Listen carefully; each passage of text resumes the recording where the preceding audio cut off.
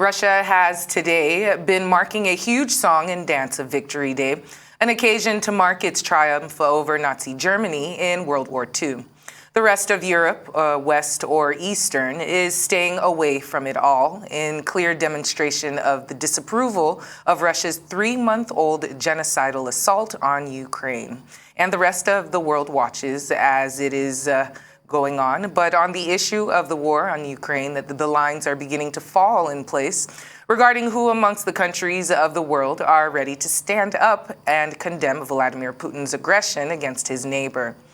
In Africa, for instance, President Cyril Ramaphosa of South Africa has been unequivocal in his government's support of Russia and condemnation of what he calls NATO's unwarranted eastwards expansion. Where does Nigeria stand in all of this? Well, joining us now to weigh in on the matter is Ambassador Joe Keshi, a former Nigerian Consular General in Atlanta, Georgia, of the United States. We'd like to say welcome to the program, sir. Thank you for joining us this afternoon. Good afternoon, ladies, and good afternoon, Oliver. I'm told that there are 2 lady anchors and 1 gentleman. That's what I was told. Yes, it is the 3 of us here. Thank you. First of all, let's get your thoughts on the significance of this big Russian parade on Victory Day today. Now, this is against the backdrop of the ongoing war on the Ukraine and the terrible effects that we have seen thus far. Look, it's been an annual event in Russia since the end of the World War. And as you rightly reported, this is a celebration that is conducted almost annually to celebrate Russia's defeat over Hitler's Germany, over 60 years or so, 70 years ago. And so, of course, Putin had hoped to also use this to possibly celebrate victory over Ukraine, but that has not happened. The best I can say listening to him is that he has provided more arguments or reasons, for his decision to go to war against Ukraine. This time it's in defense of the fatherland, when in reality, the fatherland was not attacked. It's those fighting for the fatherland that attacked another country. So I want to ask you about Nigeria's foreign policy, because we know that many countries have backed Ukraine in its efforts to defend itself, but we've also heard the likes of the president of South Africa, for example, who's really thrown his lot in with the Russian camp. What does this mean for Nigeria's foreign policy? Well, look, I think that, it's a shame that Africa has really kept quiet, and clearly indicates, and this clearly indicates that Africa remains at the periphery of global global conversation, and they are not making any serious efforts, to allow their voices to be heard and to make it clear that they are part of the global village, because anything that is happening in Ukraine or Russia today has had an effect, both here in Nigeria and in the rest of the world. For example, I heard one of your guests this morning, I think the director, the DG of the Consumer Protection Agency, saying this morning that attributing the shortage of, fuel,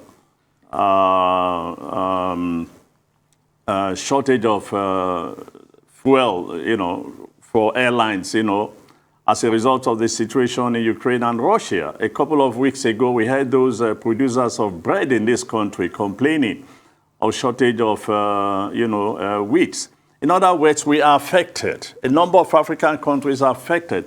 That makes it imperative that even if we want to maintain neutral, if we want to be neutral, we still have a responsibility to get involved and try to help these countries, to solve their problems. It's not as if when we get involved, they will listen to us, but at least we're able to make the two countries and the rest of the world, the Western world especially, to realize the impact of this, unnecessary war that is being waged in Ukraine. And so here we are. You have African governments not, indicating exactly where they stand, obviously for reasons that they have a relationship that they don't want to be jeopardized. And it's unfortunate. I don't think that that's the way to go. I would have loved to see if African countries cannot speak individually for themselves, it would have been nice to hear the the AU at least, speak up on behalf of the continent. It would have been nice to see the president of the OAU today in Russia and in Ukraine advocating for a peaceful settlement of this crisis and not just, remain quiet and completely out of the global conversation about the crisis in Ukraine and Russia. Now, talking about the African Union, President Volodymyr Zelensky has requested that he wants to address the Union, but so far he has not gotten any reply. I'd like to know why the African Union seems to be hesitant, in taking a stance on this conflict, and then considering the continent's substantial trade relations with Russia. On whose side, really, should the African Union be? It's not on which side we should be. We have a relationship with Ukraine. We have a relationship with Russia. The most important thing is that we are affected by this war. And that's exactly why, as I said before, it would have been nice and really welcomed to see Africa playing some role in trying to ensure that, global peace and security is maintained. There's been statements made at the UN, and that's all we've heard. But look, if they've gone to Russia, if they've gone to Ukraine, making appeals to the two and listening to both parties, it could enable Africa to at least put on the table its own solution, or what it considered to be a middle-of-the-way solution for both parties if they would agree. But the most important thing here, what I'm trying to say is that it's not a question of whether they will agree or not. It's a question of the fact that the rest of the world needs to know that Africa is also part of the global village and that our voice or voices need to be heard in situations like this because we are equally seriously impacted by the war itself. Apart from the immediate impacts that we have seen, as you mentioned before, the price of fuel and the distribution of it, what could be a bigger fallout of us taking a neutral stance in this war against Ukraine? Well, nothing. I don't think that anything could be worse than what we are experiencing today.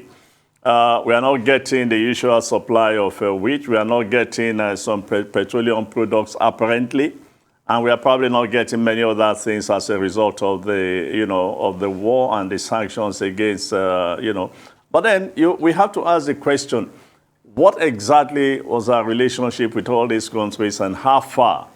Russia, yes, I know that they built their Jakarta plan that has not functioned for so many years today, and I don't know what has been done to revive it. Ukraine probably supplies us a couple of things and thereabout.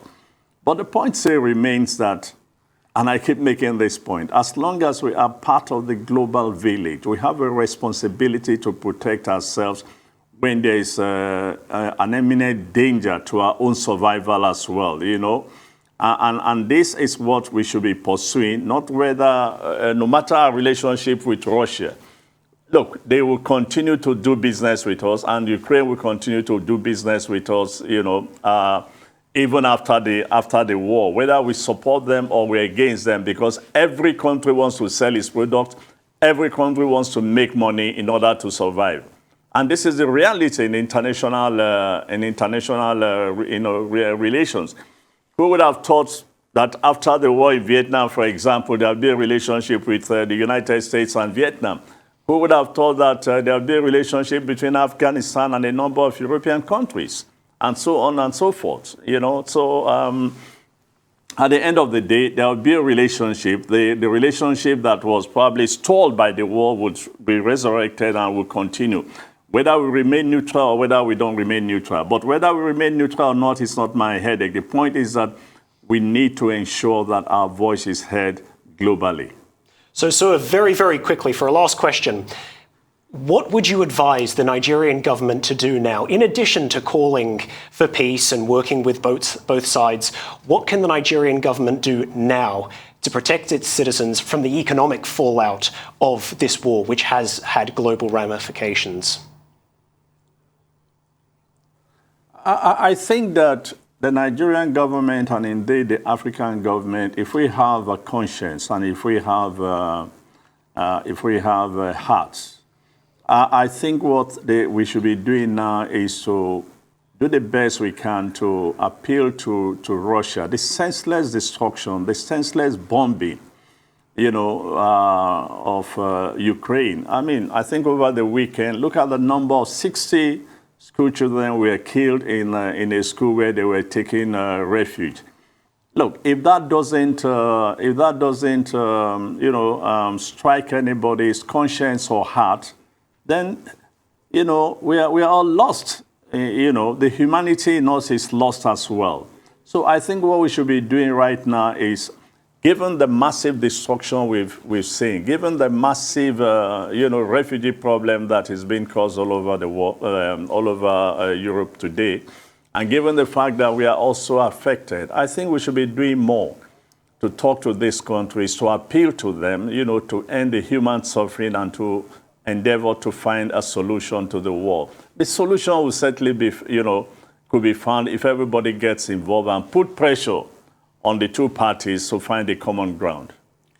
Former Nigerian Consular General in Atlanta, Georgia, Ambassador Joe Keshi, thank you so much for joining us on Newsday.